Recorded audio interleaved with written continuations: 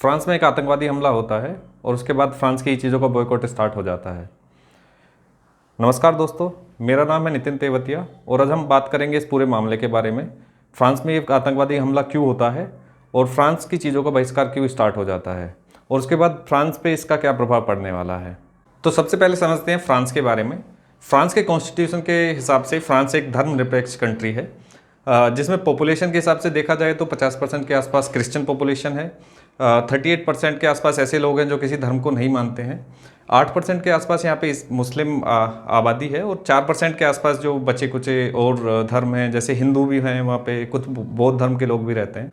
दोस्तों, पहले इस घटनाक्रम को समझ लेते हैं। फ्रांस के पेरिस शहर में एक सैमुअल पैटी नाम के स्कूल टीचर जो हिस्ट्री और सिविक्स का पाठ पढ़ाते थे, अपनी फ्रीडम ऑफ एक्सप्रेशन की क्लास के दौरान वो प्रोफेट मोहम्मद का एक कार्टून दिखाते हैं।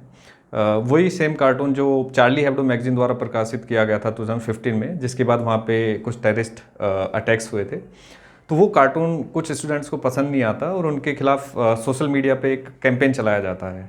तो इसी कैंपेन से प्रभावित होकर एक शख्स 16 अक्टूबर को उनकी एक नृशंस हत्या कर देता है, उनका गला काट देता है। इस पूरी घटना के बाद फ्रांस में सैमुअल पैटी जो स्कूल टीचर थे उनके समर्थन में और आतंकवाद के खिलाफ प्रदर्शन स्टार्ट हो जाते हैं। सरकारी इमारतों पर पैगंबर मोहम्मद का वही कार्टून डिस्प्ले किया जाता है। फ्रांस के प्रेसिडेंट इमानुएल मैक्रोन अपने बयान में इस्लाम को कट्टरपंथ और खतरे में बताते हैं, जिसके बाद काफ़ी सारे इस्लामिक देश इमानुएल मैक्रोन और फ्रांस के विरोध में खड़े हो जाते हैं। कुछ देश उनके सपोर्ट में भी आते हैं। इसी बीच फ्रांस के नीस शहर में एक और आतंकवादी हमला होता है, जिसमें एक चर्च के अंदर एक औरत की गर्दन काट के हत्या कर दी जाती है और 2 और लोगों को भी मौत के घाट उतार दिया जाता है। फ्रांस का बॉयकॉट करने वाले देशों में सबसे पहले टर्की आता है। टर्की के राष्ट्रपति तय्यिप एर्दोगन फ्रांस के राष्ट्रपति मैक्रोन पे टिप्पणी करते हैं और उनको दिमागी तौर पर अस्थिर बोलते हैं। इसके बाद टर्की की तरफ से कैंपेन चलाया जाता है सोशल मीडिया पे, बॉयकॉट फ्रेंच प्रोडक्ट्स, जिस मुहिम को कुछ और अन्य देश भी ज्वाइन कर लेते हैं, जिसमें पाकिस्तान इसको सपोर्ट करता है। कुछ और इस्लामिक देश हैं जो इस मुहिम से जुड़ जाते हैं। इसके अलावा कुछ और कंट्रीज़ में भी फ्रांस के अगेंस्ट मुस्लिम समुदाय द्वारा प्रदर्शन किए जाते हैं। कुछ देश इस आतंकवादी हमले की निंदा भी कर रहे हैं और फ्रांस के समर्थन में खड़े हैं। भारत भी इनमें से एक महत्वपूर्ण देश है। प्रधानमंत्री नरेंद्र मोदी ने भी ट्वीट करके फ्रांस का समर्थन किया है।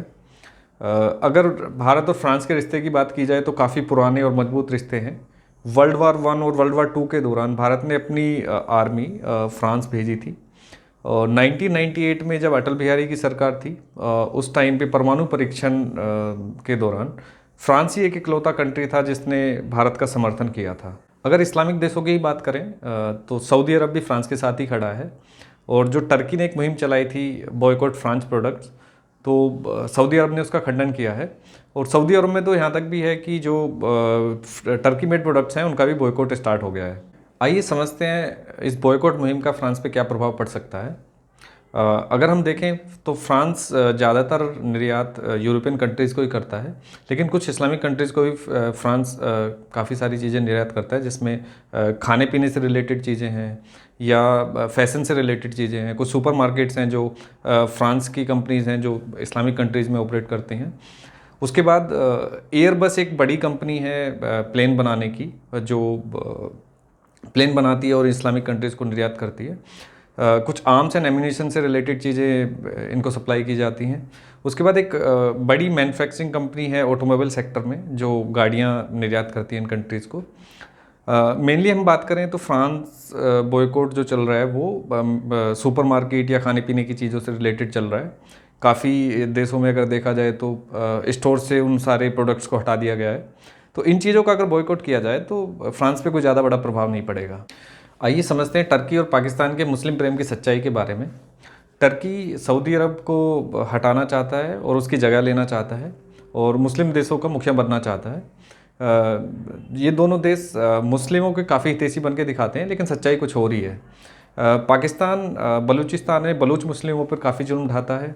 दूसरा, चाइना उइगर मुसलमानों पे काफ़ी जुल्म ढाता है और लाखों मुसलमानों को उसने डिटेंशन कैंप में डाला हुआ है।